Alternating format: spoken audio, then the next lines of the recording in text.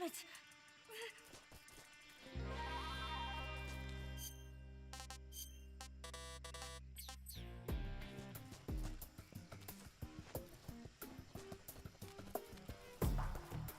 Just let me rest for a little bit.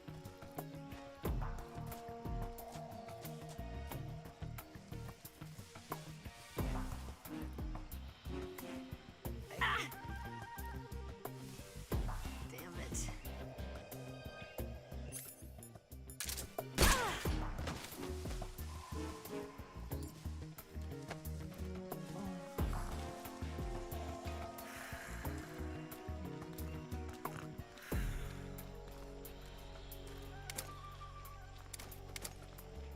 I want some instant noodles.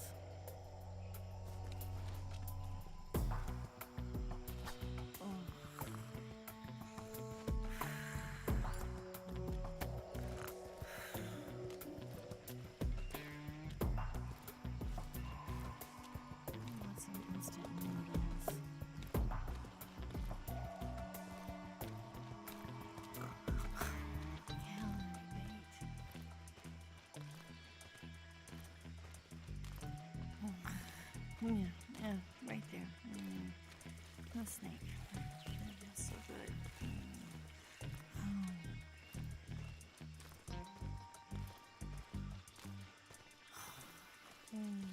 Yeah, right there. Oh, boss, that feels so good.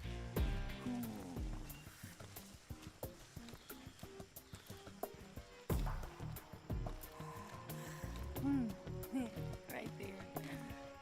I know, that feels so good.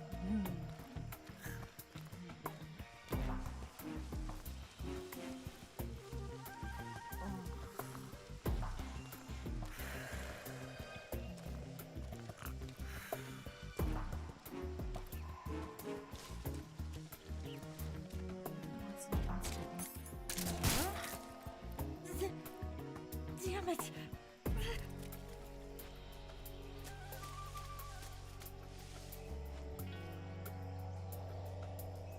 Just let me rest for a little bit. Ah!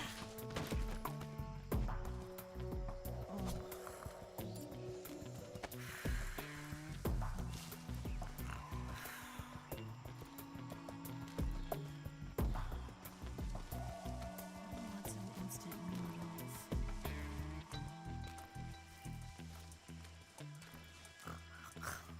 Calorie weight.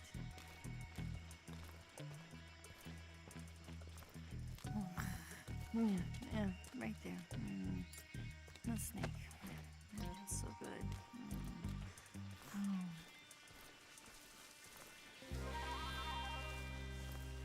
want some instant noodles.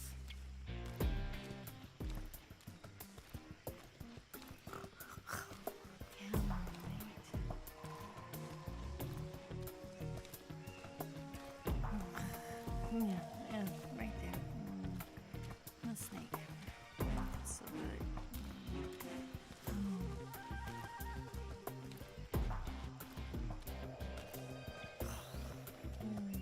Yeah, right there. Oh, boss, that feels so good.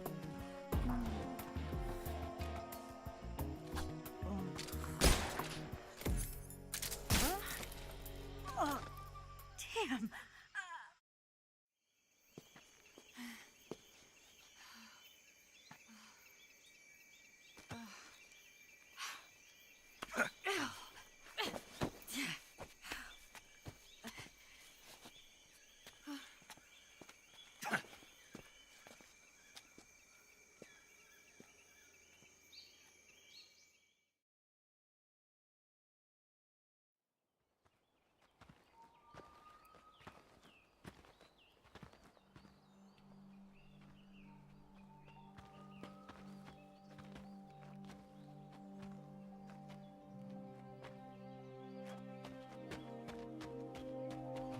Come on, Snake.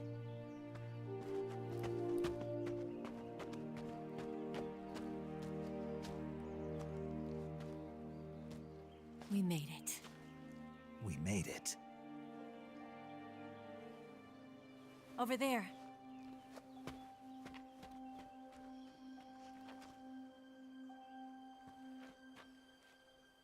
It's the boss, isn't it? I'll go get the wig ready to take off. Right. I'll leave you two alone. But come back in one piece, okay?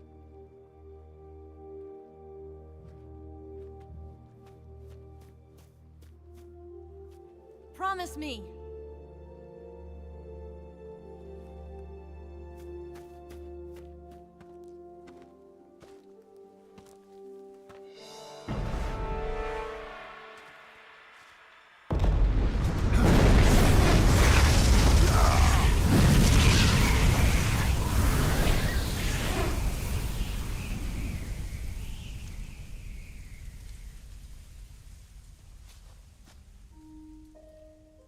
Life's end. Isn't it beautiful? It's almost tragic. When life ends, it gives off a final lingering aroma. Light is but a farewell gift from the darkness to those on their way to die. I've been waiting, Snake, for a long time. Waiting for your birth, your growth, and the finality of today. Boss. Why are you doing this? Why? To make the world one again. The world used to be whole. But with the end of the Second World War, the philosophers began to fight amongst themselves, and the world was torn apart. The Cobras, my comrades who trained and fought alongside me, were torn apart as well. The foibles of politics and the march of time can turn friends into enemies just as easily as the wind changes. Ridiculous, isn't it? Yesterday's ally becomes today's opposition. And this Cold War? Think back. When I was leading the Cobras, America and Russia were fighting together. Now, consider whether America and Russia will still be enemies in the 21st century. Somehow I doubt it. Enemies change along with the times, the flow of the ages, and we soldiers are forced to play along. I didn't raise you and shape you into the man you are today just so we could face each other in battle. A soldier's skills aren't meant to be used to hurt friends. So then what is an enemy? Is there such a thing as an absolute timeless enemy? There is no such thing, and never has been. And the reason is that our enemies are human beings like us. They can only be our enemies in relative terms. The world must be made whole again. The philosophers must be reunited. I will devote my skills to that purpose. And with the Colonel's money, I will achieve that end. Just as I once created the Cobras. They are my family. I may no longer be able to bear children, but I still have a family. It was November 1st, 1951. I was in the Nevada desert participating in atomic testing. The name Nevada is derived from Spanish, covered in snow, white as snow. And snow is exactly what I saw in that Nevada desert. It froze my blood white. Snake, you were an atomic test subject, weren't you? On Bikini Atoll. That's part of the reason I was drawn to you. You and I are alike. We're both slowly being eaten away by the karma of others. We'll never have the chance to die peacefully of old age. We have no tomorrow. But we can still have hope for the future. In 1960, I saw a vision of the ideal future from space. 3 years earlier, the Soviet Union had succeeded in launching Sputnik, the first man-made satellite in history, into orbit. This came as a huge shock to the United States. In response, America threw everything it had into its own manned spaceflight project, the Mercury program.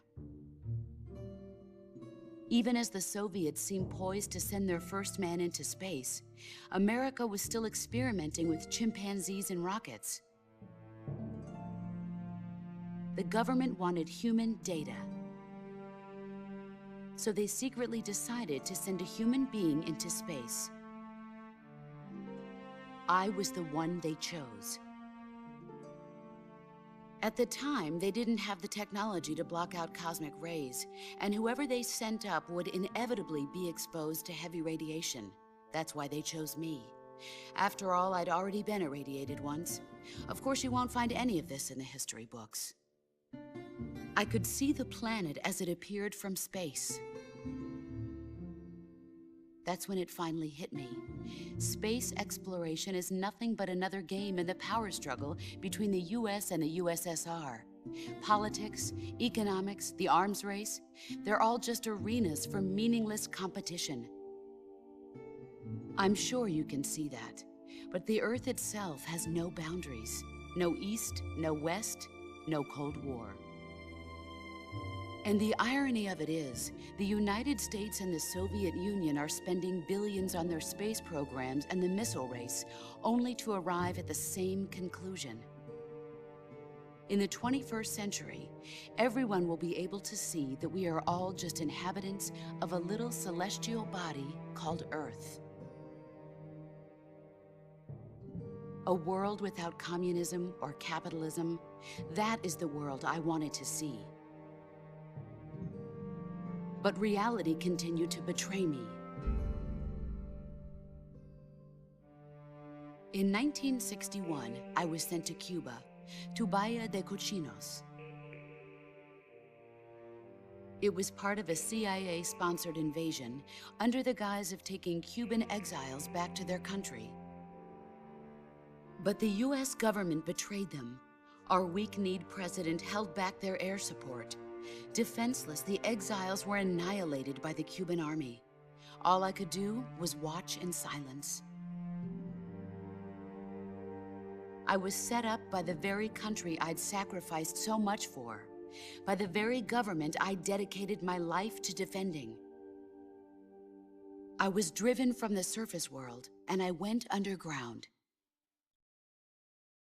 Then, 2 years ago, I faced the Sorrow, my old comrade in battle. He was my friend. But one of us had to die. I was left with no choice. The Sorrow gave his life for me. There is no enmity between us. One must live, and one must die. That was the mission. The ones who gave me that mission were the philosophers. Early in the 20th century, the true holders of power in the United States, the Republic of China, and the newly formed Soviet Union gathered together in a secret meeting that would later be known as the Wise Men's Committee. The secret pact they formed there marked the beginning of the philosophers. But the last of the original members died in the 1930s. After that, the organization began to run out of control, and the Wise Men's Committee degenerated into a mere shell of its former self. The philosophers of today have no sense of good or evil. Their influence extends to countries and organizations involved in every aspect of every war. They have become war itself. That's how they operate. The sacrifices of war cause a shift in the times. This shift leads to renewed conflict, and in turn triggers the next war. Like a nuclear chain reaction, each conflict sparks countless others, forming an endless spiral that will continue on for eternity. Do you understand what I'm saying, Snake? By consuming me and you, the philosophers intend to keep that cycle going forever. It was my father who explained all of this to me. He was one of them. You see, I am the last remaining child of the philosophers. But after he revealed the truth, my father was killed by that same shapeless, formless organization. And my father isn't the only thing the philosophers have taken from me. In June of 1944, the Cobras and I took part in the landing at Normandy. We'd been given a top-secret mission to locate and destroy enemy V-2 rocket installations. I was pregnant at the time. The sorrow was the father. I gave birth on the field of battle. A beautiful baby boy.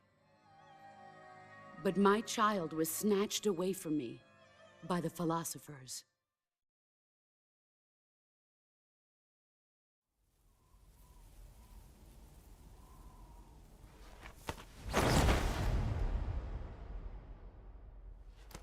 Look at this scar. This is proof that I was once a mother. I gave up my body and my child for my country. There is nothing left inside me now. Nothing at all. No hatred, not even regret. And yet sometimes at night, I can still feel the pain creeping up inside me, slithering through my body like a snake.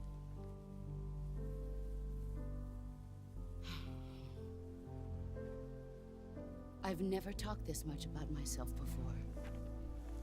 Thanks. Thanks for listening to me.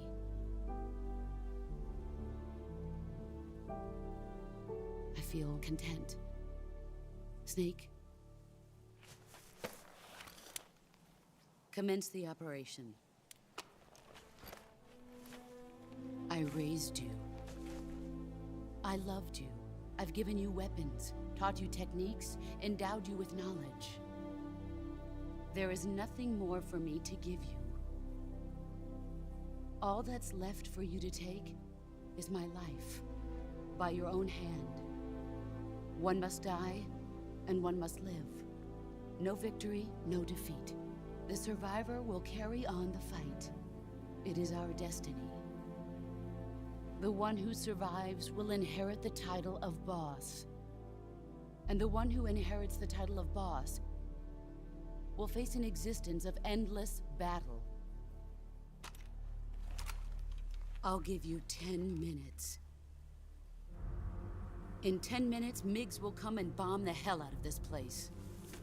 If you can beat me in less than 10 minutes, you'll be able to escape in time. Let's make this the greatest 10 minutes of our lives, Jack. Boss. You're a soldier. Finish your mission.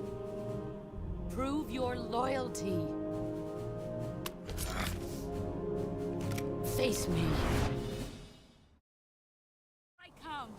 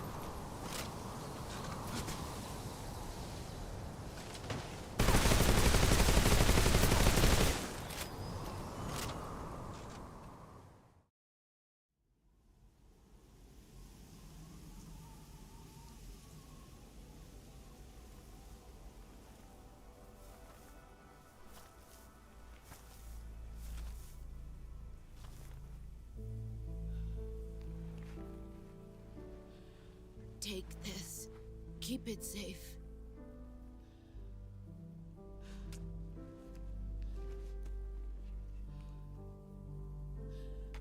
It's our only hope.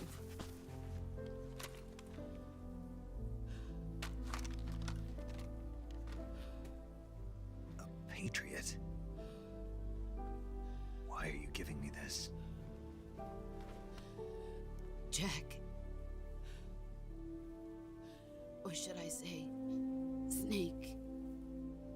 You're a wonderful man. Kill me. Kill me now. Do it.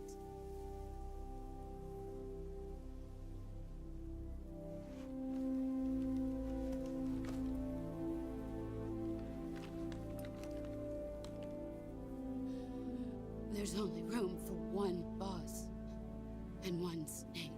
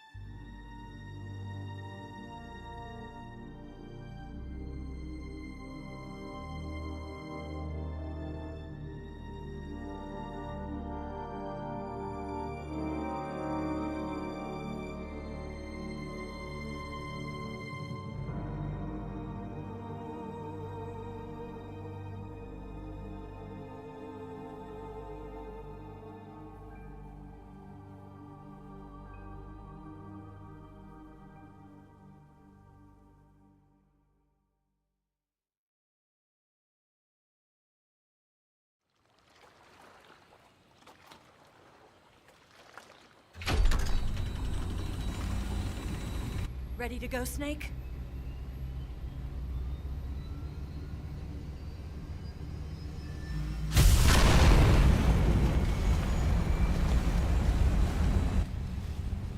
Are you okay? Snake? Yeah.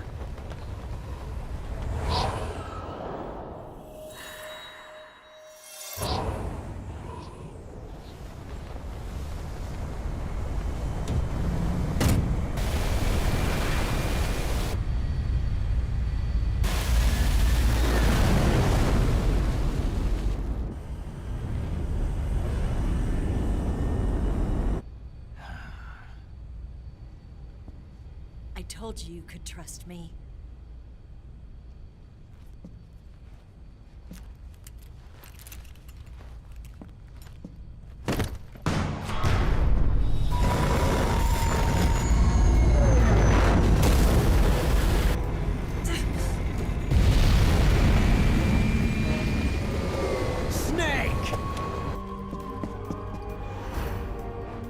Ocelot! We're not done yet.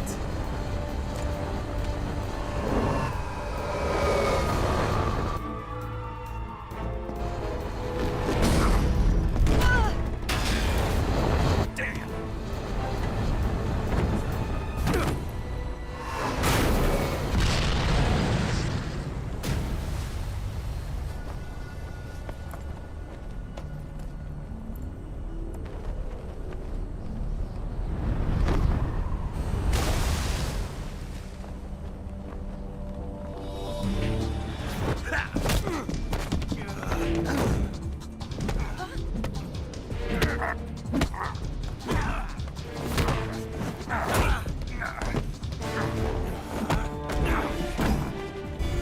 Too heavy!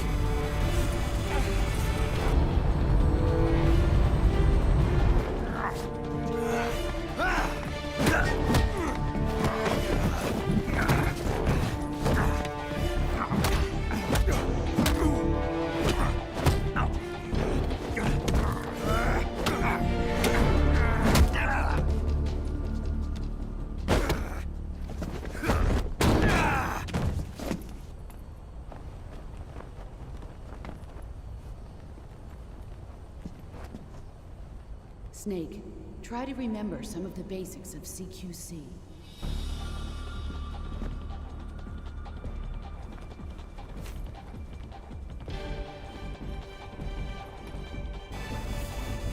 Not good!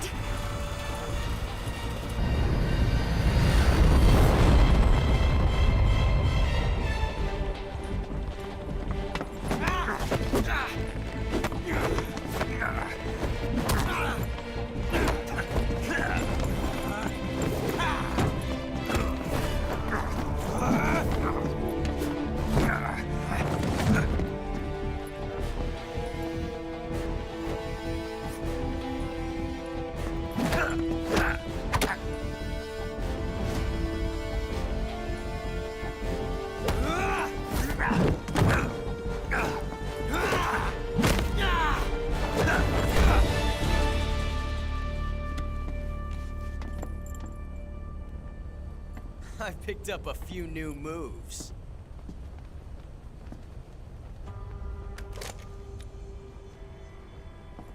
Huh. It doesn't feel right to shoot an unarmed man. But I'll get over it. Eva!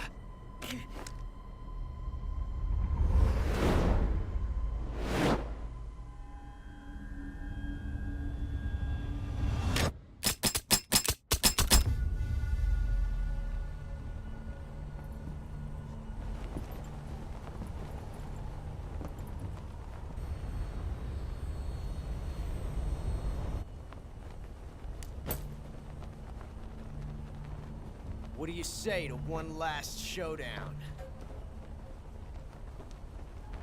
Yeah, all right.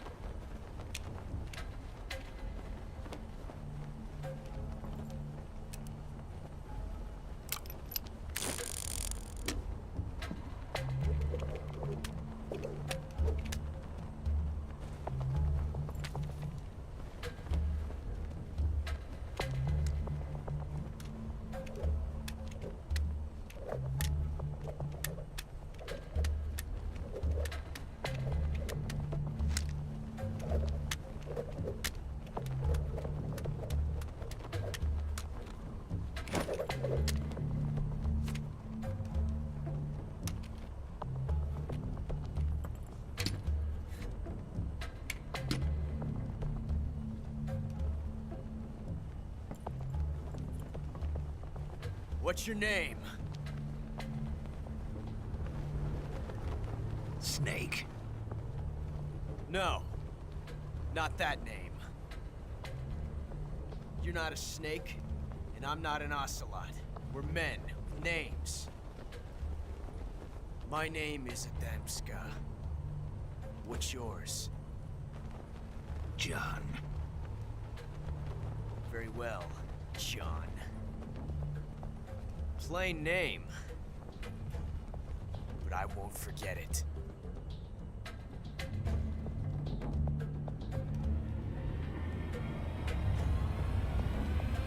Come on!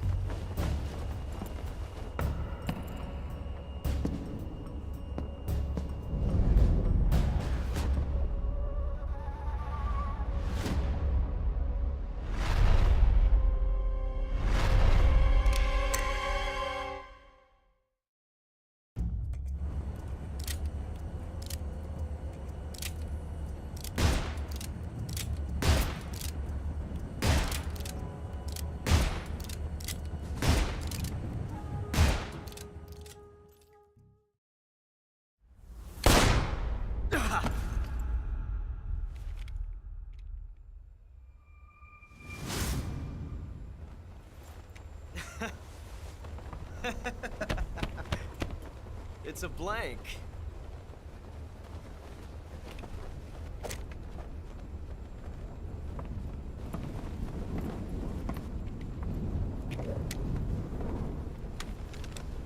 Ah, that was fun.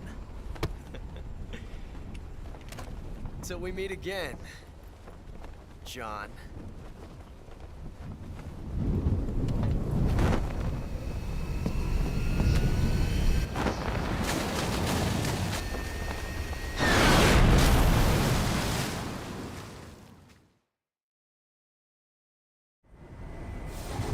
Snake! Give me a hand! Pull!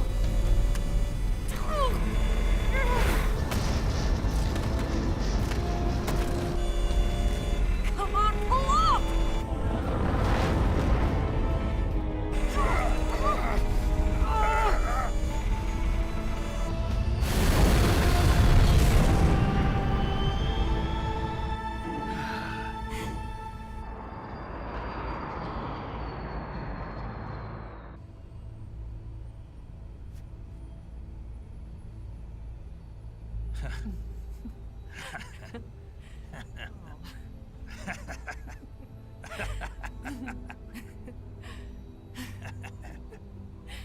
We made it. Yeah, we sure did.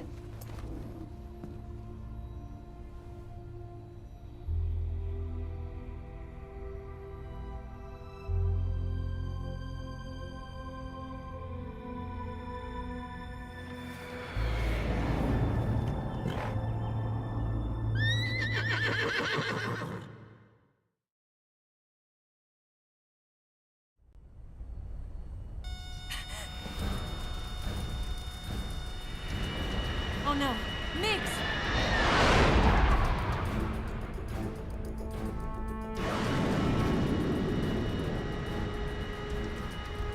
There's no way out! What are we gonna do? We've come too far to let them stop us now. Those things have got to be armed. It's no use. There's no way we can outmaneuver them.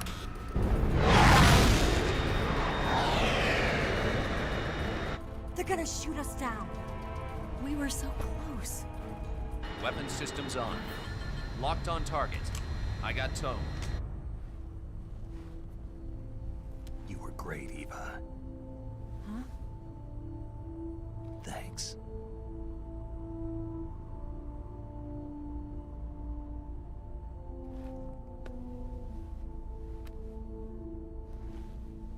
Oak 19, this is Control. Stand by for a direct order from the chairman. Oak 19, return to base immediately. Do you read me? This is a direct order from Comrade Khrushchev. Return to base immediately. Oak 19, do you copy? Understood. Aborting mission. RTB. Look! The MiGs are turning back! Woo!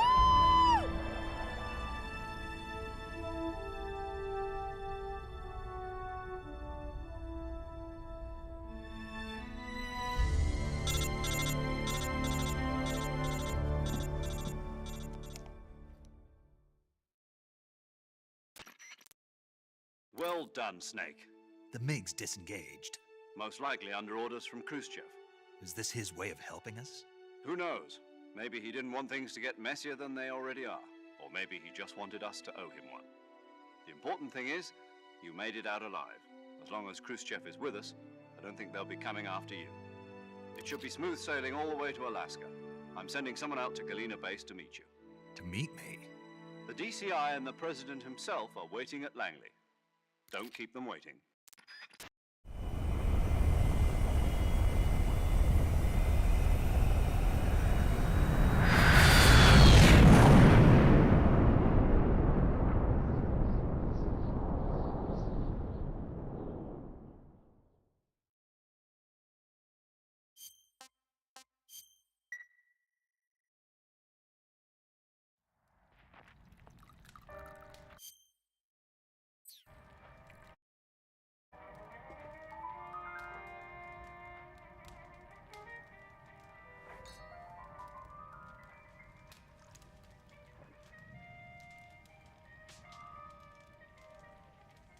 So what are you going to do now? Go back to the KGB? What do you want me to do? Did you ever think about coming back to America? I can't go back. I've left America behind me. But you saved this country. I didn't do it alone.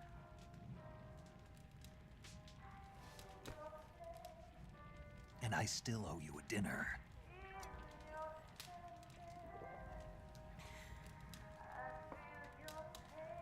Is that part of your mission too? Or is it an order? Or is it an invitation?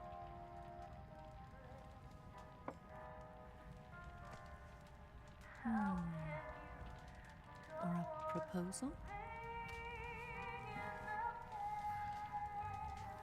I don't take orders from anyone now.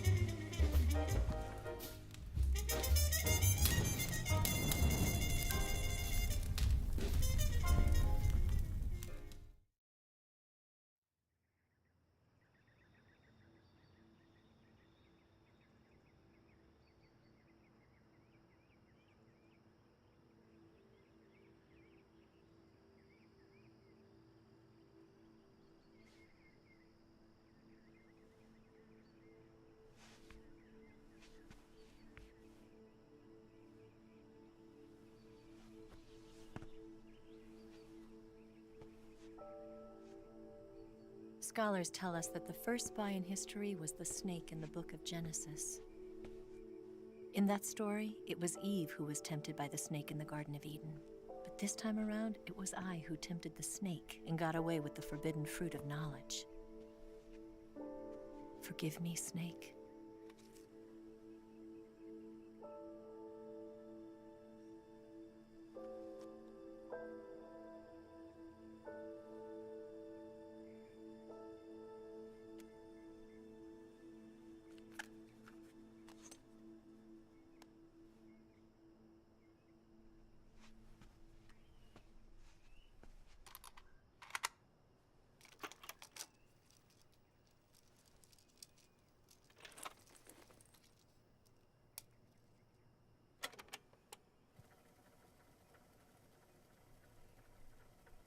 Good morning, Snake. I hope you slept well. First of all, I have to apologize. I wasn't sent by Khrushchev. I'm not a KGB spy, and I never worked for the NSA. I'm an agent of the People's Republic of China for the General HQ 2nd Department of the People's Liberation Army. It was all a lie. I tricked you. And I'm sorry.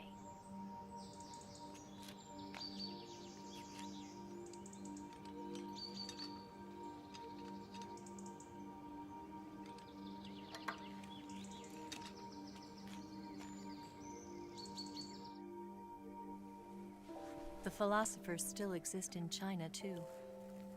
You see, my mission was to find out where Volgin was hiding the philosopher's legacy and steal it. So I infiltrated his base as a KGB spy. The 2 NSA codebreakers who defected in 1960 were actually both men. The real Adam never showed up at the meeting place, saving me the trouble of having to eliminate him. I sneaked in by pretending I was Eva. And you and Sokolov and Volgin, you all believed me. The philosopher's legacy was originally held in common between the US, Soviet Union, and China. We couldn't let the Russians and the Americans take it all for themselves. The Chinese government had its eye on the legacy, too. I got the film containing the legacy, and also the nuclear missile launch data from the Shagohod.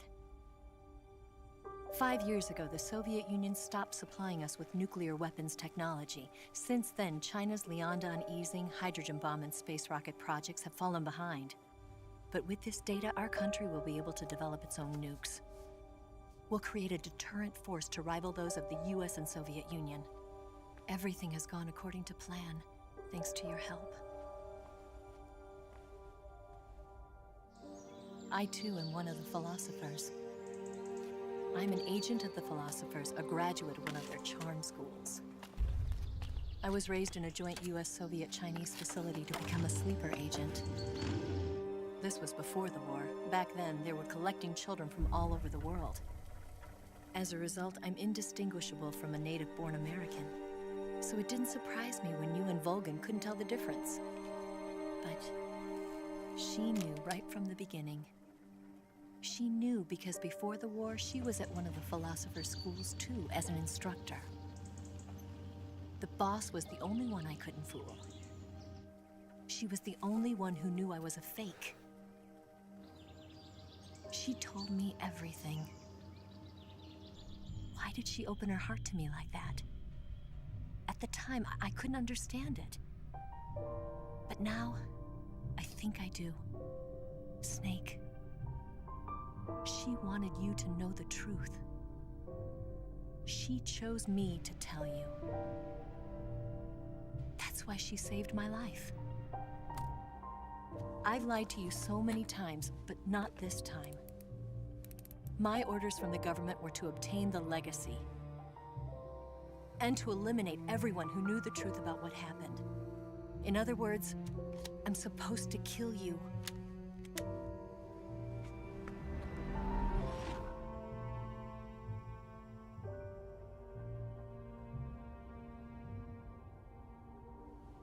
But I can't do it. Not because we loved each other. And not because you saved my life. But because I made a promise to the boss. And I intend to keep it. I just wanted you to know. And you have to live.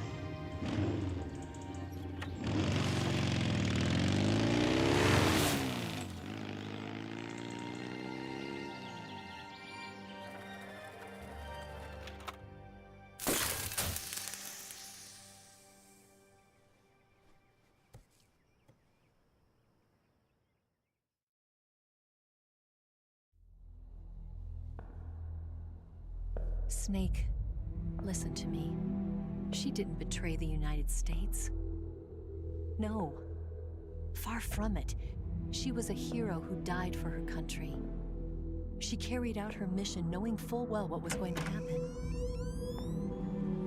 Self-sacrifice. Because that was her duty.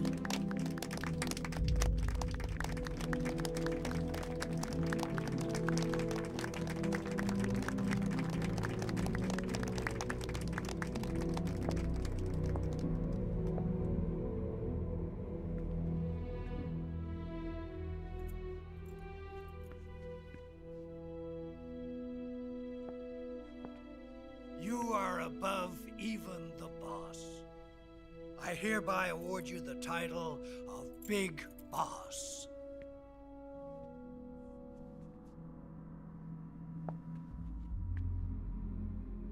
You are a true patriot.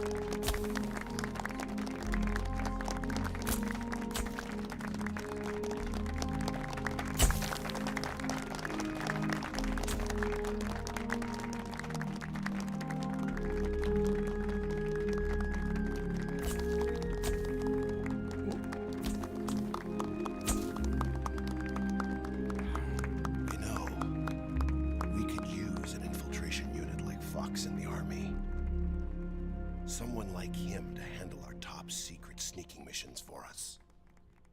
A man who combines the qualities of a soldier and an agent. The boss's defection was a ruse set up by the US government. It was all a big drama staged by Washington so they could get their hands on the philosopher's legacy. And the boss was the star of the show. They planned it so that they could get the legacy that Colonel Volgin inherited and destroy the Shagohod at the same time. Only a legendary hero like the boss could have earned Volgin's trust. Finding out where the philosopher's legacy was hidden was to be her greatest mission. Everything was going according to plan. But then something happened that no one could have predicted. Colonel Volgin fired an American-made nuclear warhead at Sokolov's research facility. Khrushchev demanded that the US government provide proof that it wasn't involved. They couldn't just abort the operation to steal the legacy. So the operation itself was greatly expanded and revised.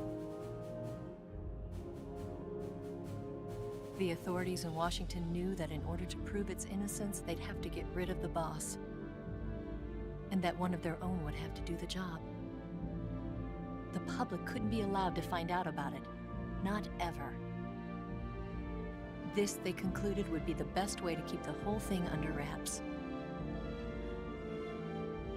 The boss wouldn't be allowed to come back home alive, and she wouldn't be allowed to kill herself. Her life would be ended by her most beloved disciple.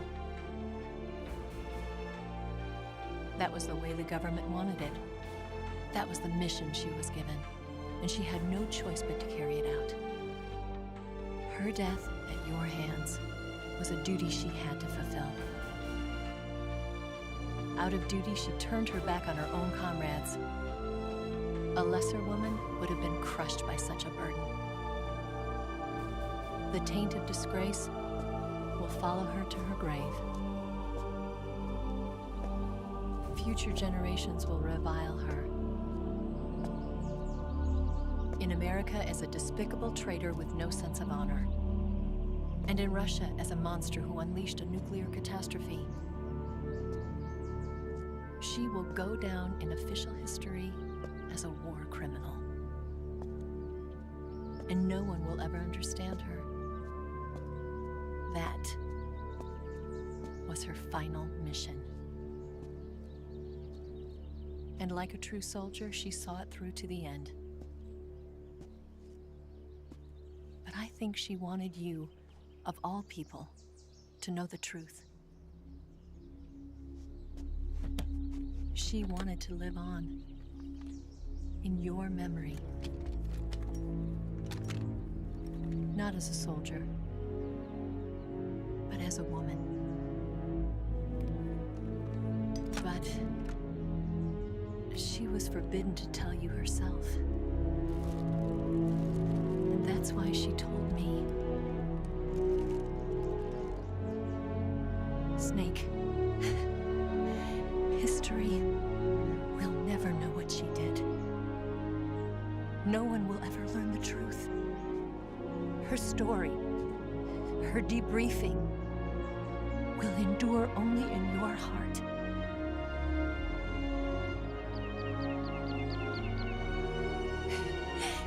Everything she did for her country. She sacrificed her life and her honor for her native land. She was a real hero.